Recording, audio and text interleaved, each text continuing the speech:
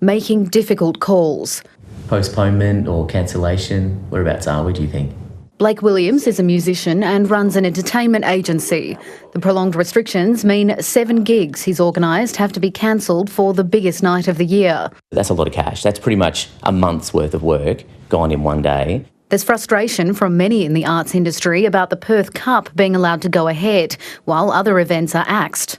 I don't begrudge them having the event. It's brilliant. They figured out a way for it to happen. But I think it's frustrating that the events industry and the music industry just weren't at the conversation. We weren't at the table. Preparations were well underway for big festivals that now won't go ahead. Origin New Year's Eve says their losses could be in the millions. The site has already pretty much been built. We've had to down tools for the last few days while we've been waiting for a response. But, you know, most of the infrastructure is in, so most of the cost has been expended. So it's a pretty disappointing time to have to pull the plug on the show. It's no secret it's been a really long 2 years for the events industry, and this New Year's Eve had been earmarked as a real opportunity to bounce back. So the timing couldn't be worse, and I know that certain sectors, obviously the music sector and arts sector in particular, are just devastated by this news. The state government says support is on the way.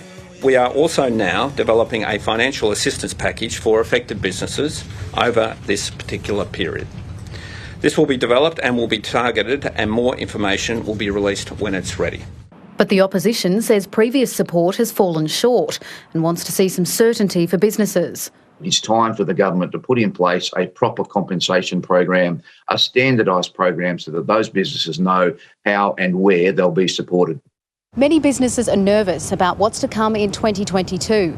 It was hoped that big New Year's Eve celebrations would help make up for some of the losses during the pandemic. But now that big chance before the border opens in February is gone. Jessica Warriner, ABC News.